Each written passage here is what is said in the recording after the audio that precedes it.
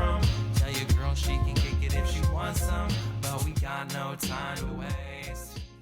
Welcome to 4AZ. I'm your host, Tyler McDowell Blanken. On this edition, we'll review episodes 11 and 12 of season 5 of Abbott Elementary. As always, we'll discuss the latest storylines and fan theories. I'm excited to welcome back Sarah Beth and Mike Steph in order to make all of this happen. What's up, you two? How you been? Sarah Beth, we'll start in Arizona. What's new? Not much. We have parent-teacher conferences this week, so just getting all that stuff ready to go. And, it's halfway through quarter 3, so trucking along, getting some summatives and things like that in. So everyone's kind of crazy this week with the shortened schedule, and it's a lot of threats of, what do you want me to tell your parents on Thursday? Do you want me to tell them you're acting like this? And they're like, no. And I'm like, then fix it. Get it together. Straight we're up. doing good. Now is the time. I want to establish a new tradition on here. I ask you what's new. So we used to do this in my family a lot. Something new and something good. So that's something new. Is that also part of your something good as well? It sounds like kiddo behavior is maybe turning a corner because they know they know.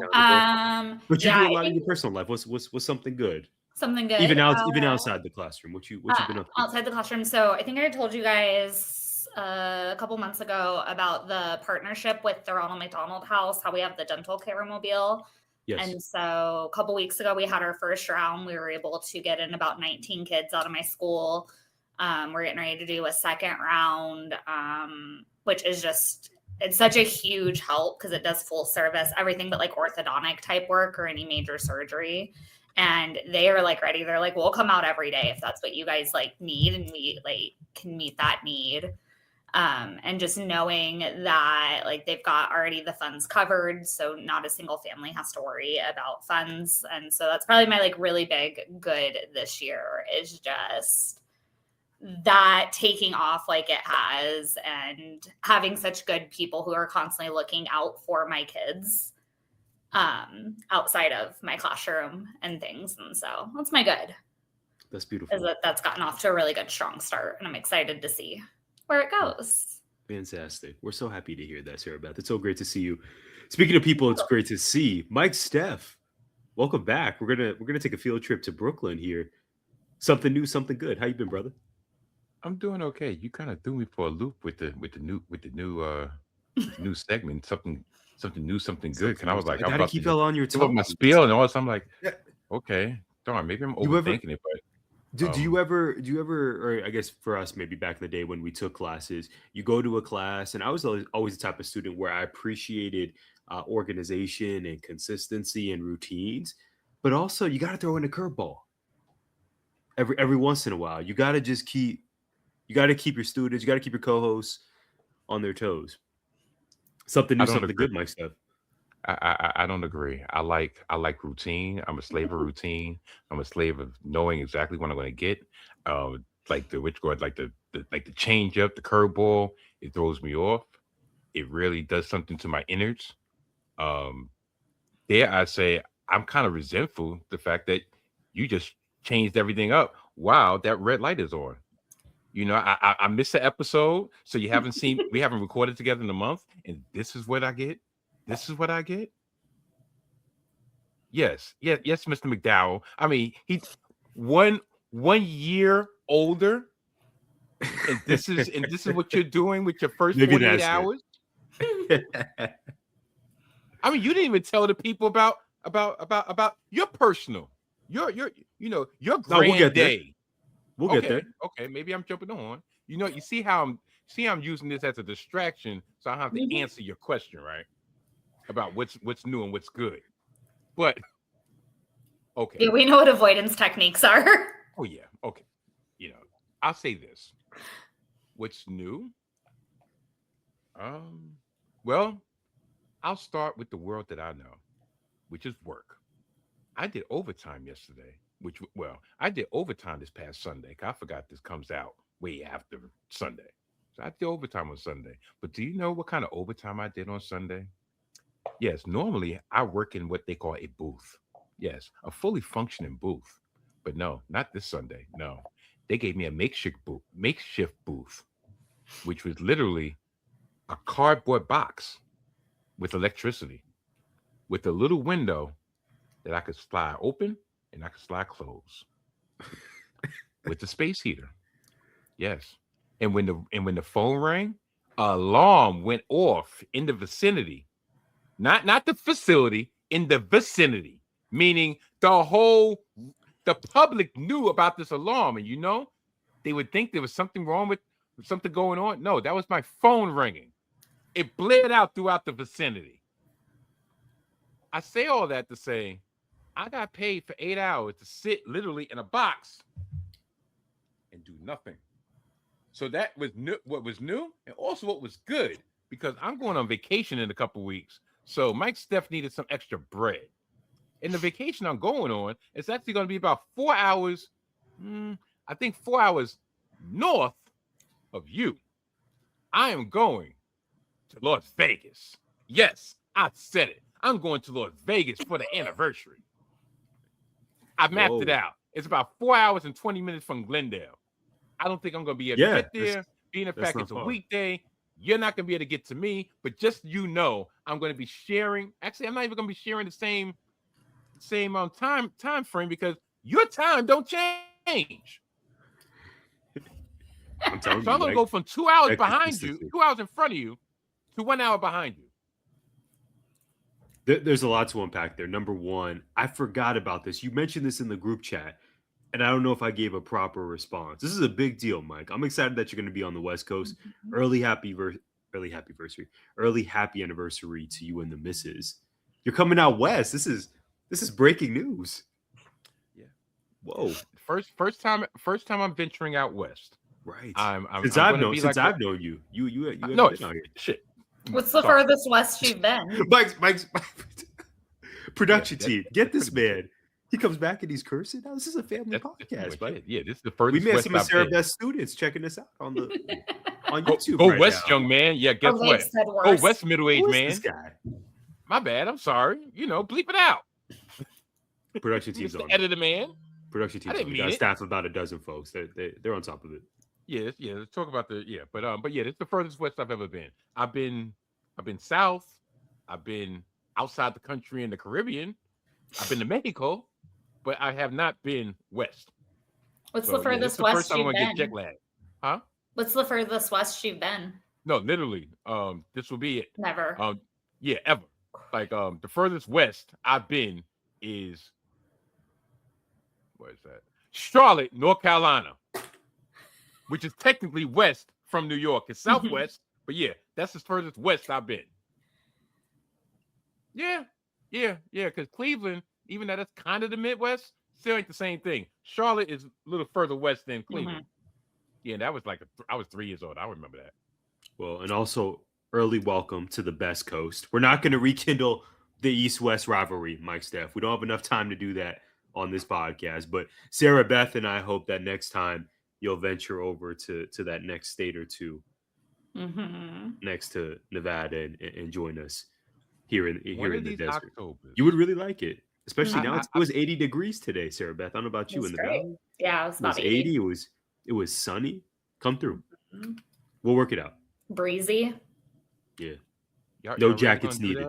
While we've been dealing with sub freezing temperatures. Yeah. That we have streets full of snow and ice. Ice as in frozen water. Okay, Just okay. We've out there. Yeah, we've lost the plot. We've lost it. I'm so glad we're back. We are so back, in fact. Okay, before we get into Abbott talk, this is also our first episode of February. So happy Black History Month to you both. Happy Black History Month to our audience. It's interesting.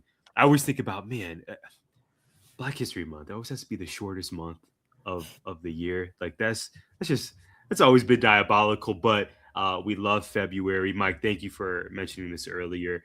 My birthday is on February 1st. Some are saying it was just another blessed birthday. I was going to say it was a birthday weekend for me. Something new for me was the birthday and being the tender age of 33 now, which I feel like I blinked and I went from like 28 to 33. Somehow I'm still I'm still dealing with it, but grateful for you both. Grateful for the friends and family that I got to see on Zoom, in person, and for the text messages and comments. It really, really meant a lot. And something good, I shared this with you both. There was a teacher appreciation night Mhm. at the slope at Sunny Slope High School. This is organized by the girls basketball team. So shout out to their team and this idea. When I heard about it, I thought back to my days coaching and why in the world I never came up with a thank a teacher night.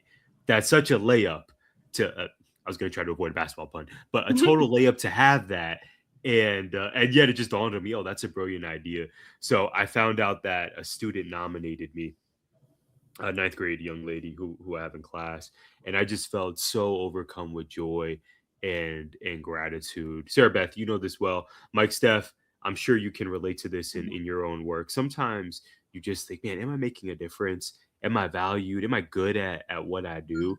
And then you just have these moments or these reminders, whether it's an employee recognition. Mike Steph, shout out to you last year. I remember that picture. Sarah Beth, all the amazing work that you do at your site with the union. And you occasionally will get maybe an email or some sort of recognition that just really centers you and reminds you who you are. So shout out to that young lady. I won't put all her information out here on the podcast, but it was Stop just a following really, purpose. yeah, exactly. We do follow Yeah, some of that's us here. awesome though. It Especially when was it it was comes just from a kid. Like when they yes, recognize it, there's something about that, like 100%, that, 100%. it's developmentally appropriate for them to be like very self-centered and like caught up in their world. Like that's developmentally where their brains are. And so when they really do recognize those pieces and like take that extra step, that's really cool. That's Yeah. awesome. Thank you both for your love. Something new, turning 33, something good. Thank a teacher night at Sunny Slope High School. Shout out to the girls team. That was a really special occasion. Speaking of special occasions, you too, it is time. We are back to discuss two brand new episodes of Abbott Elementary. As I mentioned earlier, of course, we'll get you ready for the next episode dropping later tonight. We'll spread some theories around. We'll include our exit ticket, which will be our A plus picks. Here we go. I want to acknowledge this because we put it out on Instagram. My first thoughts about Abbott Elementary will be a recognition of Mr. Johnson and his baddie. Respectfully, Miss Carroll. I was right about this. I called the Mr. Johnson romance arc, and we will celebrate my prediction later on. But we're going to begin with episode 11, Mall Part 3, Heroes. Background on this episode: the school district sends Simon and a local reporter to cover how the students are thriving despite the challenges of the mall. The teachers are initially flattered, but Miss Alomar points out that they could be using this as a distraction on how slow Abbott's repairs are going. Yikes. Going to the building, they find one lone construction worker who explains the crews were sent to other schools. Now, confronting Simon, the teachers are able to get back to Abbott a few weeks later. Mr. Johnson falls for Miss Carroll, a second custodian temporarily sent to help clean the mall. There's a lot there. Sarah Beth, we'll start with you. What did you think of the final episode set at the These mall? last few episodes have really like hit the like nail on the head, like as an educator. Just that like whole theme of like praising them and like using it as kind of like a distraction. And it's just that like you were doing so well. So because a lot of times in education, like it does feel like triage, right? And so it was like, well, you guys are doing fine in the mall. So now we're gonna go fix the other schools that need to be fixed. And it feels like a lot, especially, I teach in a Title I school, and like we kind of get that like revert where it is like, well, but you guys do so well with what you have. And, so like we need to like build a gym here. We need to do this. And I've had this discussion like with our board members and stuff where I'm like, we put a lot of money and attention into our newer schools, but we have so many schools in the district that are 30, 40 years old. And like, we don't get that same, or like we end up losing resources because of the upkeep. And like this year we went from having the interactive whiteboards, but they were outdated. And so we couldn't buy the parts to fix them because they were outdated. And so they were like, well, we're going back to traditional whiteboards because of the money. But then, you get online and our district had just opened a new school this year, and they're posting about the new school and all the training the teachers are getting and these brand new interactive whiteboards. And so it is that like where you get praised a lot, especially like I know veteran teachers too, right? Like we do really well, so we don't get a lot of help in the room. Because it's like, well, I got to go support the new teacher. I got to go do this, or, I'm going to give you all the behavior kids because I know you can handle them. And so that piece really resonated with me on just that, like, it's so true on, well, I did a good job. And so now I'm having to like be stuck without resources or things like that. So I don't know what it is with this season, but I feel like every other episode is very like rooted in things like I've experienced. Wow. I try my best to avoid cliches on the pod and in real life and in the classroom. But to me, what you said, Sarah Beth, just makes me think of kind of that blessing and a curse of being the great educator you are. Is the blessing is you're resourceful, you can improvise, you can do a lot at times with not that much. Mm-hmm. But then, as you pointed out, if people become accustomed with, oh, Sarah Beth is great. We don't need to necessarily give all the resources. She'll find a way. She'll maybe come out of her own pocket for X, Y, and Z. Well, and at the like and union level, we have this discussion all the time because some of it too is we always do what's best for the kids. And so a lot of times we're always doing these things without pushing back because we put the kids first. But that's also how we've ended up in this situation, is that we've set it up to where the expectation is that I spend all this money out of pocket and I spend all this time. And, I've had these conversations like at the union, at the district level, where I'm like, hey, it's not normal that like teachers shouldn't be expected to be planning 10 to 12 hours outside of the school week.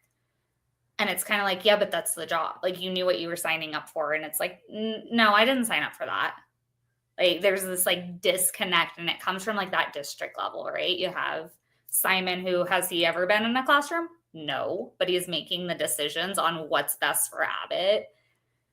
And a lot of people who love to tell me how to do my job or the parameters I have to work within either have never taught the population I work with, haven't taught in 10, 15 years. And it's this like weird, like, I'm not an expert. I don't know what I'm talking about. There's a disconnect. And so it's a weird where it's like, I'm very much praised for everything I do. But also then when you question it, or it's like, well, but you don't know what you're talking about, which is what I think they experienced a lot of within this episode, is just that. And it's easy to get caught up in the moment of like, yeah, it was really great to be recognized until they realize, like, I really like our new counselor who's like, hey, no. Hey, maybe. Simon's a character for sure. Before we head to Brooklyn and hear from Mike Steph, have you evolved or changed your mind at all since the last episode about animatronic heads? No, in malls? No, I have not. Ben Franklin. Okay. I thought I owed that to our audience to at least give it a shot. No. I sent you the video of the underwater animatronic. You sure did. We sure did have a conversation after that recording about animatronic phobias and okay. Yeah, not a full fear. I will not classify it like as a phobia, but does it make me uneasy? Absolutely. And like, there's no way I could handle Benjamin Franklin like dropping down out of my ceiling on a regular basis like that. So good. Mike, we have been eagerly anticipating your thoughts on the adventure of Abbott to this mall. It's been a minute. What did you think of the staff's excursion to the mall for school, and particularly this final episode, Mall Part 3? What did you think? Oh, I think Mike Steph is muted. Can I unmute him? I think I have that ability. Hold on. This is good. This is like when you're hosting a Zoom room. Yeah. It's not an episode though if Mike doesn't like mute himself when we go through this. He's very respectful. He is. We love Mike Steph here. No, to be honest, I personally think that the mall arc was too short. Like putting them in a different setting outside of Abbott and seeing how they need to be resourceful and the way they transformed the mall into different activities and different areas for the kids. It seemed I know in real time it was 3 weeks, like 3 episodes or 3 consecutive episodes, and I don't know in Abbott time what it was, a month or was it 2 weeks? I don't even know. But it to me, I really, part of me wanted them to like finish the season out in the mall, and then have them at the end of the season. Okay, Abbott is ready for y'all. Starting in September, y'all go back to. I just think there was more avenues they could have taken if they were still in that environment instead of going back to the school. That was just me. Um, I will say this. I'll start with Mr. Johnson and as Tyler turned to his boo. Um, Candy Alexander, the the actress that played the part. Her, she I've seen her for years. I remember her in this show that used to come on NBC with Phil Hartman, the late Phil Hartman, News Radio. She used to be on there. She used to be on ER. She was Dr. Benton's sister. She was also on this HBO show detailing the epidemic in Baltimore called The Corner. This predates The Wire. So I'm very familiar with her work. And so when I saw it, I was like, oh, okay, this is going to be interesting. Um, so, and just her interaction with with Mr. Johnson was crazy. But what even made it more interesting was Mrs. Johnson flipping everything so it didn't nothing came off as chauvinistic. Oh, a woman with a mop. Like they belong in the boardroom. Oh my God. I'm dying. Like everything he did was the opposite of what you would have thought. Even when she flicked her hair, flirting in a flirtatious way, he did the same thing, even though he has no hair toward her. Like Mr. Johnson was on one on this episode. I'll give him that. I'll give him that. But moving into another topic, and maybe this is going over my head. Maybe we've discussed it, and I just, like I said, I was concussed like the last episode I was on. So who knows? But when did Simon take on the Manny role of being a conduit? Because have we seen Manny this season? No, we haven't. And literally, Simon is doing everything that Manny did in the season prior, but there's been no explanation, at least to my knowledge, of where's Manny and why is Simon in this particular position. And, So Simon doesn't have anywhere near the gravitas, dare I no, say, as Manny. He's just, I don't want to call him a putz. I don't want to come for him like that, but he's just kind of goofy. yeah. I've always been very high on Manny. You too. You were Team Manny. I've been, I don't I've been, trust Manny I've at been, all. I've been very clear about this. I miss Manny. I don't. Also, um, It's worth a because shot. remember He's when a they had game stereotypical night? district guy. I can't. Game night. Mike Steph, yeah, one of my favorite You episodes. know, Let's talk about remember it. when they had the game nights? Simon was there at the game night, correct? He sure Because was. he's dating Janine's friend. Yes. Right. Was at least. So to go from there to now, all of a sudden he's the point man, and it seems like there's no It's a big leap. continuity when it comes to, okay, him and Janine have a common person involved, and now it's like everything that he's doing, Janine has no knowledge of. Like, why? Like you would think just in passing, you know, that would they would have a discussion, or they would have some type of knowledge of what the other one is doing. But once again, this leads me to a bigger point that we'll talk about later.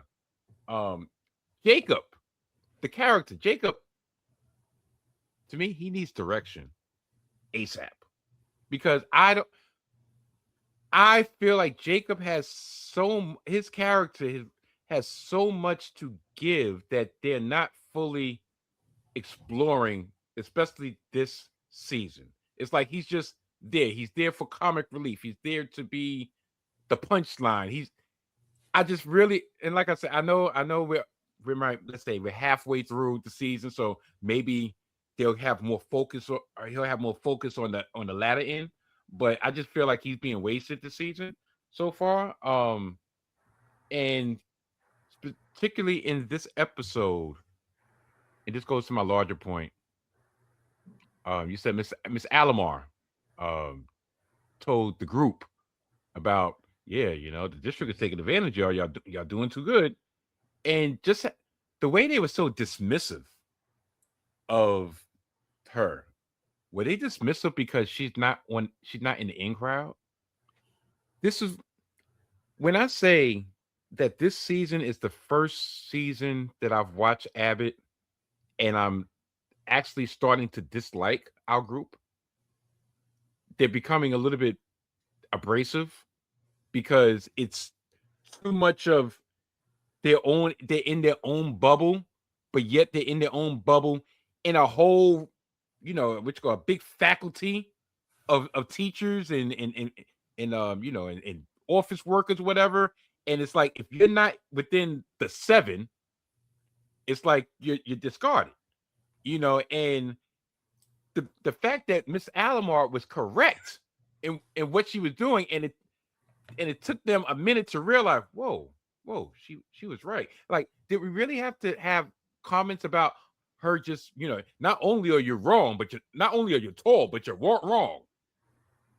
Okay, maybe I'm being a little sensitive because I've been in a role of being an outsider to a group. Like, I'm in the group, but I'm not really in the group.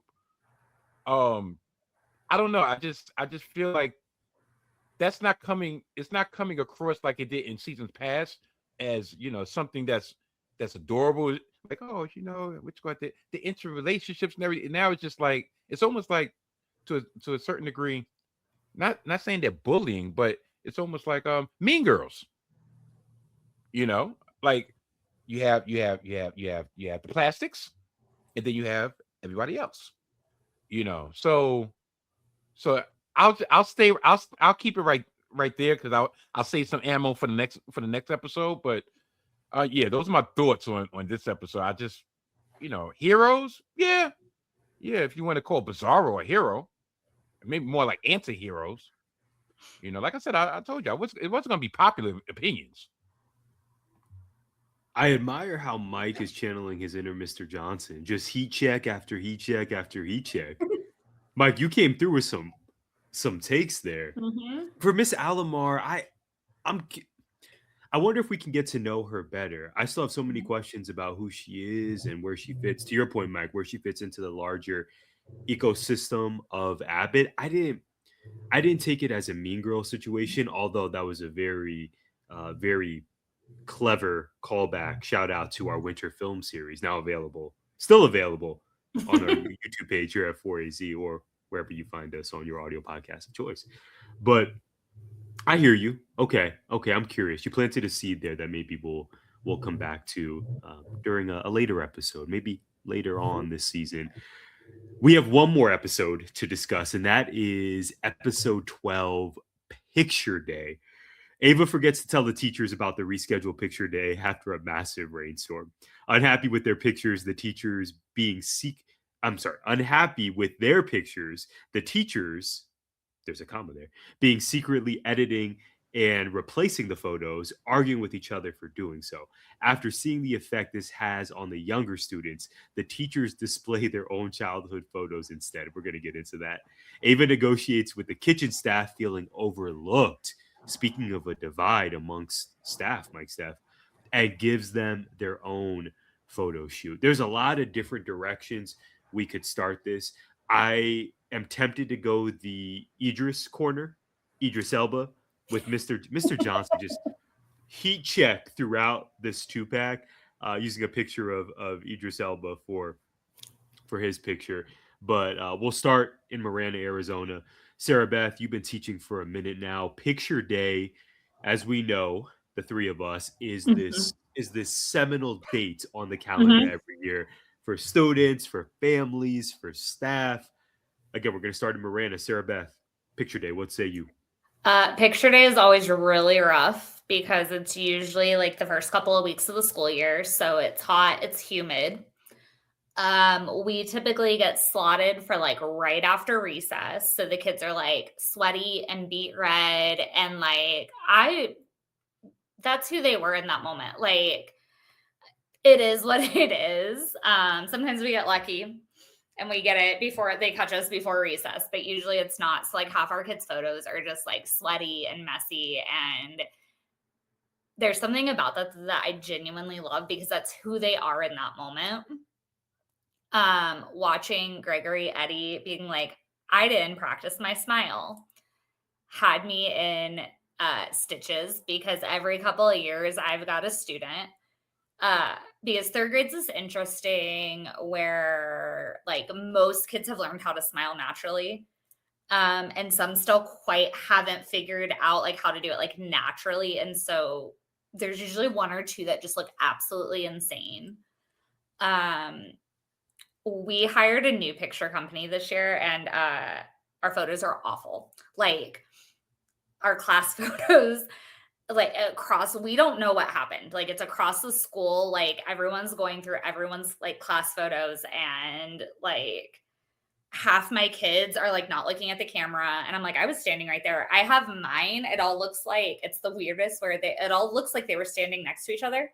And then right as they took it, they all stepped away from each other. And so there's all these weird spacings. There was another year where I had a high amount of behavior kids. And so not one of them is doing what they need to do in the photo. And it is to this day one of my favorite photos because like they're all a hot mess. And they're in high school now. I won't like totally rat out which crew it was, but like I look back on it and it's just where like it makes me laugh. And so it was really funny like watching them panic about like picture day, but also there's something about the fact that like they're all like drowning and that I loved. And so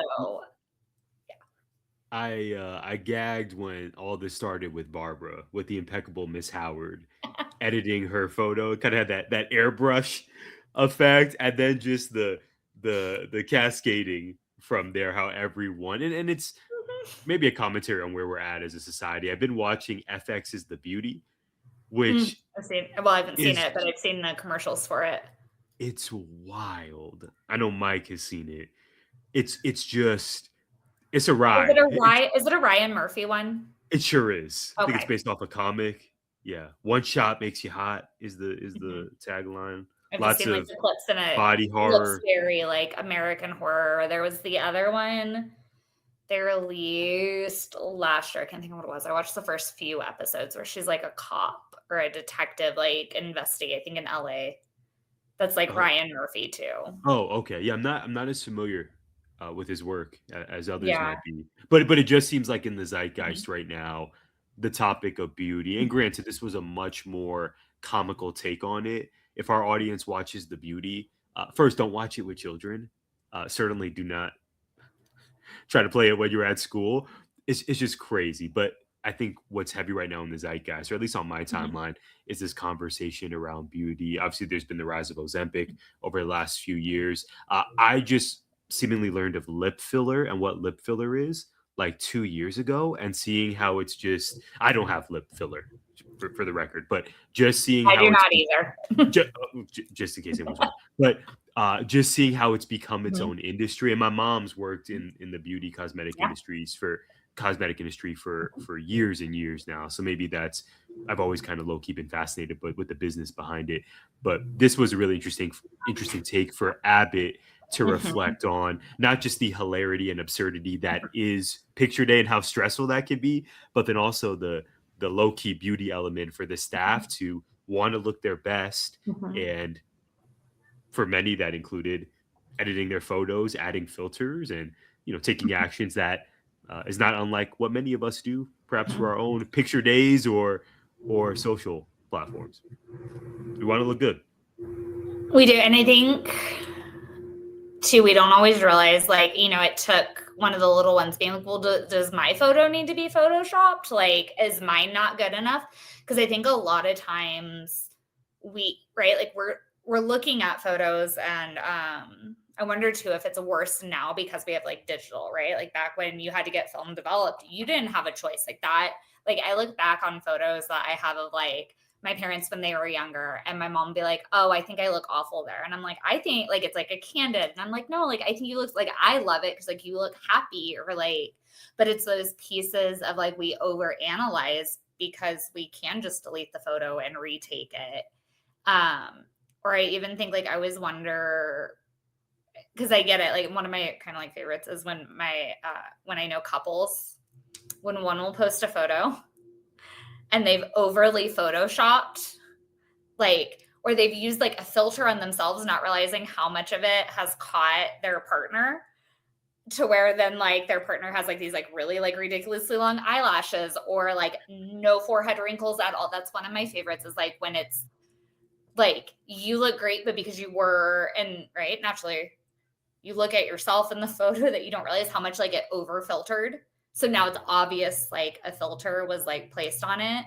But I also wonder like what are the effects going to be on our kids, because typically, and I'm kind of like actually fleshing, like I thought about it a little bit earlier, but now I'm really, so bear with me. Like when we're right, like I have friends that are editing photos, or they're only taking family photos with a specific filter on. And I get like with some social media, right? Like you have a certain filter that like meets your aesthetic, but how much are we overly filtering our kids? And our kids don't know any better. And like when you think about it, the only time you ever see your face is the mirror, a photo, like the camera lens. Like I wonder, like we know the effects of like the unhealthy dieting from the 90s and 2000s that had on us now, like as adults. But I wonder what kind of effect that's going to have like on our kids who only ever see themselves through these like overly filtered photos, or these even just like semi-filtered, right? We're not just talking like you cleaned up some flyaways, but like there are some where like I look at like some of the photos that I've seen like kids posted, and it's like I know that kid in real life, that's not their face. Wow. That it's an interesting, because we don't think about it. We think about like, well, I wanted to look good in the photo. Right. And social media has just changed everything. I mean, we're in this perpetual cycle of comparison, and obviously as Pinterest or someone once said, it is truly the thief of joy. But as adults, as adolescents, it's just this comparison game. I think often that we get And trapped in. And if so you decide to get work done, if you do your thing, shout out to you, as long as you're safe and did it for you. More power. To your point, Sarah Beth, I think sometimes for men and for women, it's sort of maybe the pressure to please someone or to fit an image, or maybe all these other reasons that aren't just I did it for myself, it's safe, and here we are. I know I'm taking this way too deep. I can hear our audience saying, bro, it's just an episode of Abbott. It was funny. It was for the laughs. I just see a lot of content and conversation right now in the zeitgeist, and just reflect on how big of a business the beauty industry is. So, Mr. Johnson, if you want to replace your photo with Idris Elba, you do your thing. You are going to be mentioned by me later on, maybe during our exit ticket. But I just thought this was another Abbott episode that navigated both ends of entertainment. It was funny. It was for the jokes. I laughed a lot, but also at the heart of it, there was real substance in the conversations that were happening. So much so that, to your point, Sarah Beth, another example of the kids checking the staff of, yo, what are y'all doing? You're on one right now. And that's that I always enjoy that element of Abbott. I do too. Because like as an educator, like there are so many times like kids call me on things, or like not call me, but like I recognize, or I'm like, oh, like either like sometimes like, oh, what I said, you actually listened, or like those pieces. And so I like that they treat the kids like they're human beings. Yes. It's always like the conversation I have with people who either aren't in the education world, or like did not get their background in education, but have gotten like a post back, where I've had like comments, right, where it's like, well, like I had someone tell me like, why do my kids respect you and not me? And I was like, well, because I treat them like they're humans and I show them respect. And this male teacher looked at me and said, Well, that doesn't work for me. They're going to respect me because I told them to do so. And I said, all right, let me know how that goes. Like, I'm not going to stand here and fight with you. Did he also take the Dom approach of I'm gonna throw? What did Dom say at the ball? I'm gonna throw the thing the off claw machine. Yep. the claw machine. Yeah. Thank you. I'm gonna throw Something the to claw that machine effect. off. He's taking maybe your coworker was watching that. Quit within like 3 months because, and that was part of it. But I was like, because you're teaching 6th graders, and first of all, like everyone deserves respect. It doesn't mean like you don't give them boundaries or you don't, but like you treat them like they're humans. Like I talk to my kids like they're humans, and I think there's like that piece, and they talk to me like I'm a human. There have been times where like because I use a lot, like I'll talk about like being a kid, especially with like my students, because like I was, undiagnosed ADHD. And so like I'll tell my kids, I'm like, hey, listen, I get it. You're having a hard time not talking. Guess who really struggled not talking? Me. Like I've been there. Like when I'm talking to you guys, like I need you to know, I know what it feels like when I'm telling you I need you to sit down and stop talking. Cause I get it. And sometimes they'll be like, oh, like when you were a kid, or maybe your teacher didn't hate you. And I'm like, stop it. Don't throw my words back at me. They're like, maybe your teacher didn't hate you. Maybe they just didn't like the choices you made, Miss Kata. And I'm like, stop it. Stop. I don't know who you heard that from. It wasn't me. But like, and it is that thing too. They're always like, they're watching, and that's how they learn. Like they learn by watching. And so some of it is, yes, it's supposed to be funny, but it's also reality. Like kids learn by watching what we do. Sure do. They're the I best. do like that their solution was to do their photos from when they were little. I haven't done this in years. Cool. I used to show my 3rd grade photo to my kids, like my class photo, and be like, can you pick out which one is Miss Kata? Which is crazy. They have always really struggled, which I think I'll have to take a photo and send it to you. It's in my classroom. Like, I think I look like the grown-up version of me. And I've gotten some wild where like they'll point to like a kid with like naturally bright red hair, and I'm like, and like freckles, and I'm like, does that look like me? What? Like but before we hear from Mike, I have a similar experience, Sarah Beth. That was awesome, by the way. I have my senior year of high school, like our panoramic photo in the gym. So there's about 600 of us from Mountain Ridge High School, class of 2011. And sometimes students will notice it. It's near the back of our classroom currently. And they'll go like you, oh, where are you? Where are you at? And sometimes students will get it right away. And other times they'll point to like the 2 or 3 other brown guys in our class. I'm like, okay, this exercise is over. I am right there.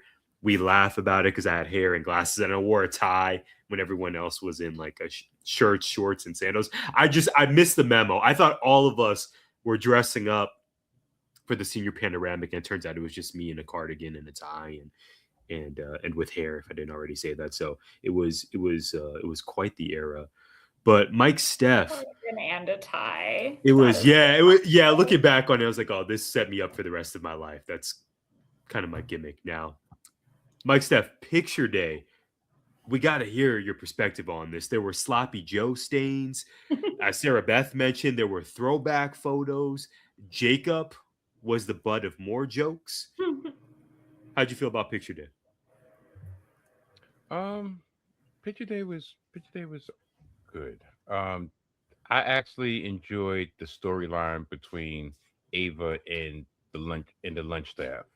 That's the story because we see them periodically, and they're kind of in the background, but this made them, because they're always in reality, whenever they have a cafeteria a scene, they're integral to that, right? And for them to really literally say,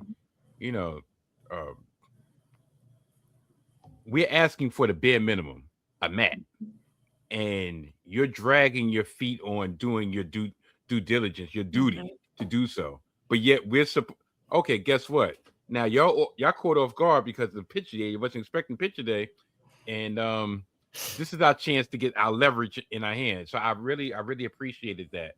Right, because they scheduled sloppy Joe day on picture day. So wow, I loved it. Wow. I used to love floppy joes. Like Me too. I think we all I did. Playing chestnut checkers. yeah. I love sloppy joes, but in my older age, I can't eat them anymore because of heartburn. But yeah, It but hit different when we were 8. When we didn't have to think about caloric intake or anything. yeah, but We were just my kids love the fact that how I make it. I used to make a mix with ground beef, ground veal, and ground pork, and make that into the sloppy Fancy joes. And sloppy joes. yeah, listen. Now, you don't go halfway. You go all the way. You go hard to go home. So but as I'll say this little antidote when it comes to picture day, since we're sharing.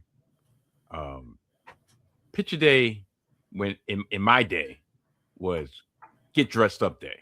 So we didn't just have sweaters. We didn't have just ties.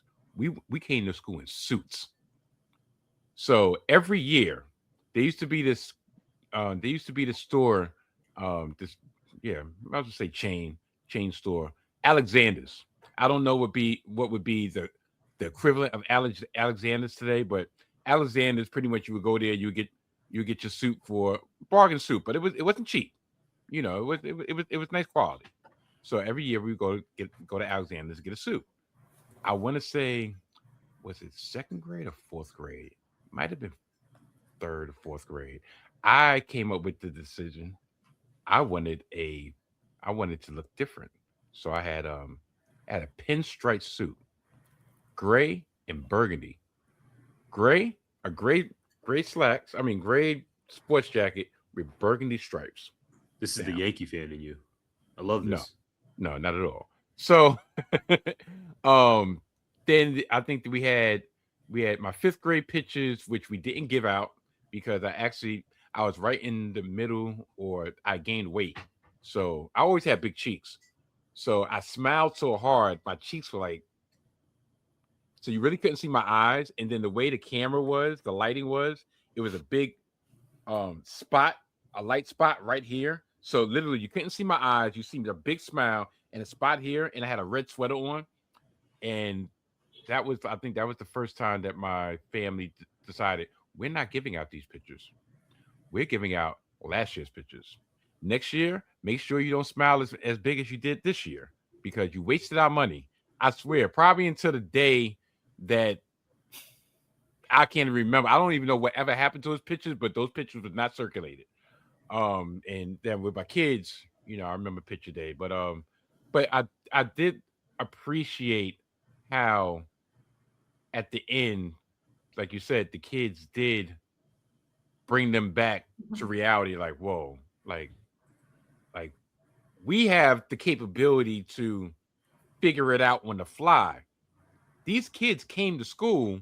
The parents sent these kids to school with no idea that picture, which once again brings me to a question. Hold on. So you collected money for picture day, and it got delayed from the beginning of the year until however long, like after Christmas break, and the parents are wondering, okay, where's these pictures? I mean, I spent my money for these packages, and there's no pictures, and there's no redo date. Those If I was packages a aren't parent, cheap. I'll be pissed. Those packages aren't cheap either. I There remember you back go. in the day, if you wanted the airbrush effect, going back to our previous conversation, that costs extra. Do y'all remember that? We didn't have If you want, airbrushes in my day. Yeah. Are you Youngest. talking like the Photoshop? as the youngest member of this Stop podcast, it. I grew up in a time where you could get the airbrush or the Photoshop, the basically You're the 2.5 years younger than me. Stop it. the beautified version. You would have to pay, Mhm. break them off like 5 more bones, and you could get the beautified version. It would remove your pores and your acne, and this was a whole thing. No, We no, can that cut that wasn't out of the available in my podcast. day. That did not go as well as I thought it would. Please continue, Mike. I do remember when you could pick the color. Well, you still can the color of your background. Yes. Yeah, And for I $5 remember. extra I'm looking dollars, at my you could have kids' perfect skin. school Are you pictures right looking? now. That's why I keep on looking like, okay, yeah, I see the senior pictures. Or It's at the the beauty. spring photos, they The always things- like would bring in like a bench and it would be like a picnic scene. Yes. Oh my gosh, major nostalgia. I want to bring that back. I also love, Mike, to your point, I was totally, I know you're Team Jacob this season and maybe the shortcomings of his character development. I was totally Team Jacob on his crusade to get kids to smile. Yeah, I love that part where the kids were yeah. like, no, we don't like this is in vogue. This is where we're serious. This is demure. Nobody I was smiles like, yeah, anymore. I was like, no, I'm totally Team Jacob here. You know, I'll say this last part before we move over into the dairy corner. To me, that is so on brand, but that's kind of what the problem is with. And I don't want to be the old man that's saying get off my lawn, but it is what it is. To me, that's the problem that we're dealing with the younger generation. They don't they want to grow up way too quick. They Mhm. don't want to enjoy their childhood. They don't want to enjoy just the frivolousness of, all right, make a silly face, make a smile, be Mhm. happy. Especially that the middle school. I think those are the seventh graders, right? They're like, no, we don't smile no more. Trust and believe, little boys and girls, when you get older and when you have to start dealing with the reality of life, yeah, you'll be wishing that back then you took advantage of smiling. The one thing I love about, cause my grandchildren, they don't live in the city. Like, three of my grandchildren don't live in the city, and my fourth just moved to the city less than a year ago. And the one thing that was so apparent when we went to see the ones that live in Virginia and them in the jungle gym, it's just how free it was for them to be kids. For them not to have to worry about, oh, I have to keep a facade, oh, I have to keep a stature, I have to frown, I have to keep a serious face. They can just frolic, laugh, be silly, the whole nine. And it's a shame that, especially with what's going on in society, which I'm not going to get into it because it's not the platform to, but especially what's going on, the fact that that was actually on display during Abbott Elementary of seventh graders, like, nah, that's not what we do. And then the funny thing is, after they took the picture, guess what? They were smiling. So you was doing that for what? Because you're gonna put this picture on the gram? Because you're gonna put this picture on whatever? Like, I don't know. Like I said, I'm gonna get off my high horse, but picture day was good. As you can tell through my lack of going in depth, I actually like heroes better. but but yeah, I'll stop. I'll stop where I'm around my head. Heroes carried more weight for me as well, but I enjoyed Picture Day. These two episodes as a combo, they were fine. I enjoyed the journey. I'm not necessarily going to remember these two next So I just season want to build up the season. if there Like is a sixth everything's just been season. fine. Yeah, it's It's been been fine. relational and like the conversations we have around it. But then if you were to ask me in 2 weeks, I'd have to go look and see like what the episode was about. Like nothing just stands out. Right. It's been inconsistent, and we'll get into the remarkably difficult scheduling for this season. We're trying to have a podcast around Abbott Elementary, and they're taking another hiatus. They're off another month. What kind of They're calendar support? recognizing rodeo break, I Tyler. suppose so, Sarah Beth. It's hard when we're trying to deliver these recap podcasts in a consistent way. But something that is consistent on our podcast is Theory Corner. Mike, you transitioned us well here, my brother. I have a theory, and then I want to kick it to Sarah Beth. We have not seen the last of Miss Carol. I called this weeks, if not months ago, that Mr. Johnson would have a romantic arc. I love the chemistry between him and Miss Carol during Mall Part 3. Mike, I think you specifically spoke to this, and thank you for the background on on Miss Carol. I need this. I want this. I hope, I don't even hope. My theory is that she will come back at some point this season. If we're not going to get Oshawn on a consistent basis, I am now going to pivot to something that feels more attainable and realistic, which is a returning Miss Carroll. I'm very happy for Mr. Johnson. And frankly, I've never been higher on Mr. Johnson leaving a 2-pack as I am for this 2-pack. He was full heat check mode and he was hitting about 80% from the arc. It worked really well for me. Miss Carroll will be back. Sarah Beth, you got a theory? I have no theories. I am not as good at making predictions. I think I got to work on those skills. We love you anyway. I'm glad I asked. Mike Steph has thoughts. I think he may have a theory about the future of Abbott as well. Yeah. Okay. Concerning the scheduling, to me, what I think is the problem with this season is the fact that it's disjointed because of the breaks. Anytime it gets momentum, not only is it off for a week, it's off for a month, it's off for 3 weeks. And also it seems like there's actually 3 seasons in one. You had the first part, and then they took the Christmas break. Then you had the second 4 episodes with the mall and the return to Abbott. Okay, now we're taking another 3-week to 4-week break, and then you'll have, I guess, with the main stretch. And I think that is a big problem right now with the show. Like, I understand production, I understand people probably have other projects going on or what have you, especially due to the popularity. You know, they're more in demand. I get it.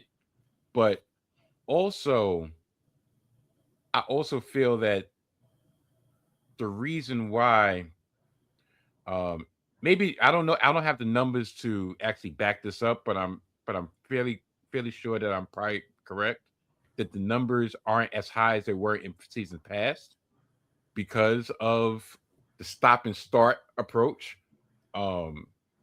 Also, like I was saying in the past about the main 7 and everybody's on the outside. Like, I think I missed the episode in which the weird science teacher was trying to get Melissa into his group. So Mr. Morton, that is. Yeah, Morton. I love that his title is the weird science teacher. Mr. Morton's been through some things, Mike. Come on, can we uplift the brother? That is Mr. Morton. Okay, Mr. Morton. And no, but the thing is, I was sympathetic to his plight. You were. That's true. You were. You know, because what has he really done? Yeah, I mean, yeah, he has his quirks. Yeah, he has his ways. But what has he really done to not ingratiate himself to the 7? Like, why are they so intent on elbowing him out, making sure he can't get any type of leeway in there? You know, even Melissa's point of, oh, no, which part? We were never friends. You know, it was more transactional. Like, you had an outing, I had some free time. I wouldn't say I was on the outs with Barb, but so I really feel that while it's being intentional to try to show their close-knit friendship amongst the 7, yeah, I'm gonna that's my word for them now. The 7, like the boys, which is coming in April, you know, last season.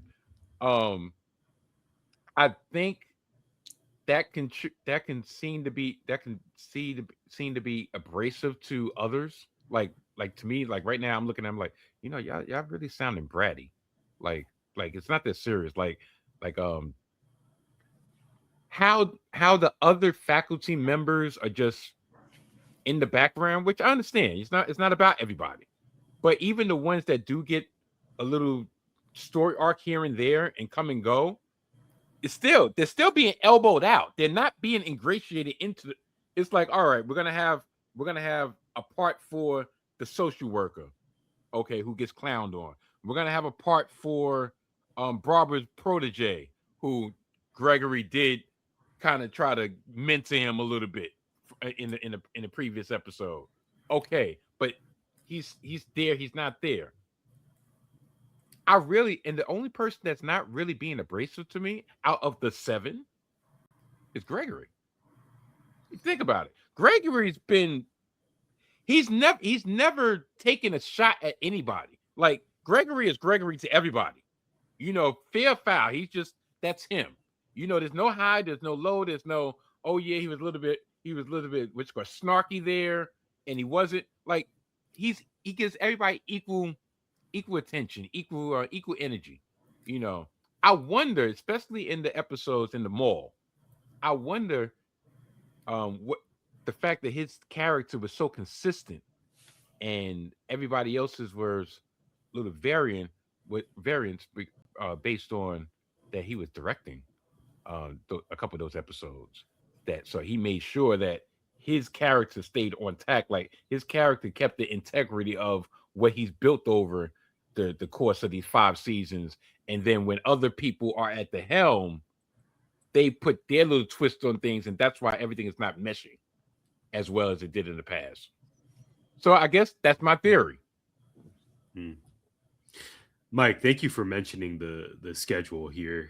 So we have tonight, we drop every other Wednesday, typically, when Abbott will follow us and allow us to do so. Tonight's episode. I can tell you why we're on hiatus for 3 weeks. Oh my gosh. Olympics start this week on the Friday. Olympics. We're taking and so even shots. though ABC does not stream it, my guess would be you wouldn't want to compete against for viewers for the Olympics. Because I love Abbott, but I also really love curling and speed skating. So priorities, isn't that priority? The job? Listen, I get every 4 years. Your priorities. I think the Winter Olympics are better than the Summer Olympics. I love curling. I was like listing all of my favorite sports. Curling's ridiculous, and I love it so much. Like, it makes no sense to me. But I also like that it's just like a bunch of middle-aged like dads out there, and there's something about that I did not expect a curling reference on the podcast. Listen, sensational. Not the first time I've given a curling reference. So. Fantastic. Well, I was trying to say this very eloquently, and it did not come off as such. Tonight's new episode 13, entitled Candy Grams, will be the last one for a month, as my co-host said here. The next episode after Candy Grams, so this will be episode 14, entitled Aid, AIDE, will drop on March 4th. So there is that quite literal month hiatus. Fortunately, we get a new episode tonight. I'm intrigued with that Candy Grams title. I would love for Miss Carol to be back as soon as episode 13, but I also don't want to get my hopes up. We shall see.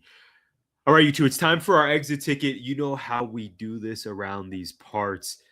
I need to know who has earned your A plus, I should say, from these 2 most recent episodes. We'll start with Sarah Beth to close this out.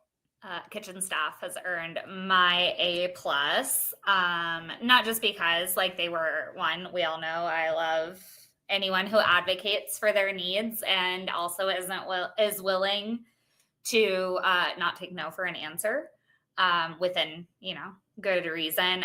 But I think where it really hit home was their bigger issue wasn't that they didn't get the mats. They said like, we are like overlooked. We are not seen as part of this like community. And, and then they started talking about, we're the first ones that see these kids. We make sure they're fed. Like one of them said, I make sure like I have gluten-free options. And there's these pieces.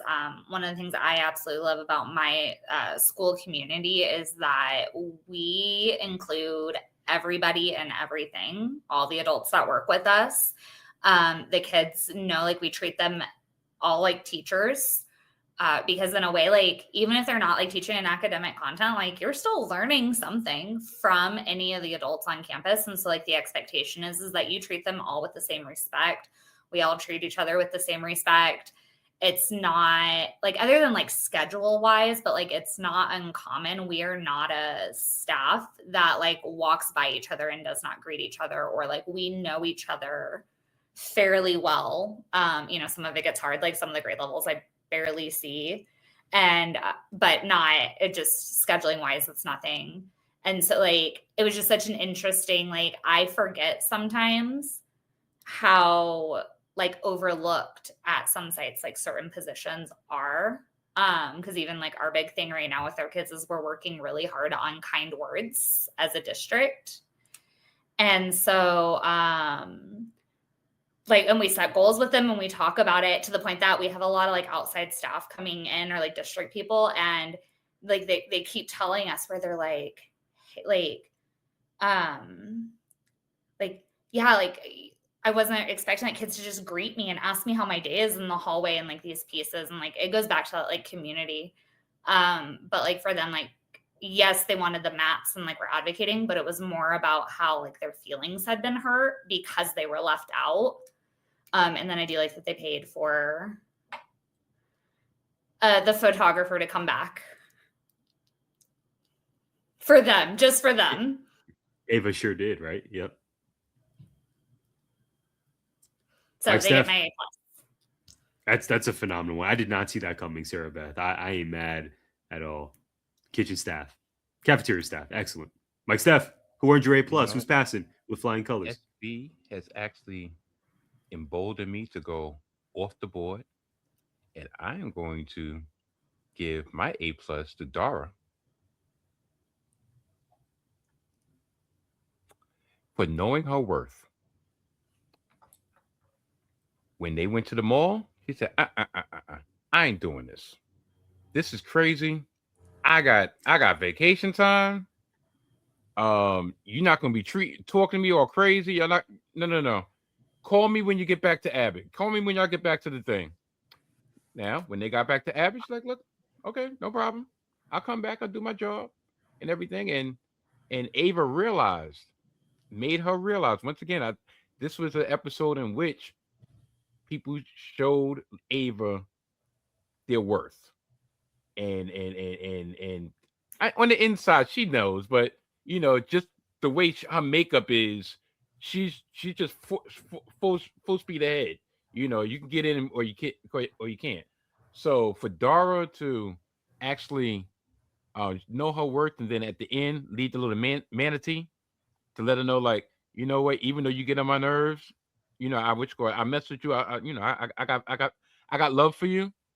That, to me, that was the icing on the cake. So that's my A+.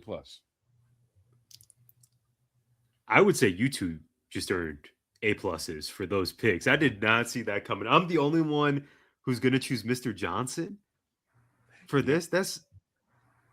Wow, unexpected. Take an easy way out. Maybe Can't go in the one. weeds. Can't really figure out. Can't think of something a little bit more difficult than Mr. Johnson was the star. Mr. Johnson was the star of these two episodes. That's why I have you two. I ride your coattails. That's what we do. Period. I left Mike Steph speechless. And Sarah Beth has got my back always. I appreciate you, Sarah Beth. This has been fun. I'm so glad we reunited. Mike Steph, it is a big week for you and the team over at Hidden Gems Football. Shout out 19 Media Group. Anything you want to plug, Mike? It's Super Bowl week. Oh, yes. This is Super Bowl week. The Super Bowl is coming up next Sunday between the New England Patriots and the Seattle Seahawks. Me and the Mojo King on Hidden Gems Football. We currently have a Super Bowl, what we call a Super Bowl primer, which is the fun side of things, where we just give little riffs on various topics leading up to the Super Bowl that normally we wouldn't give a lot of time to. But, since we got an extra week and we want to give the people what they need, which is more of us, we oblige.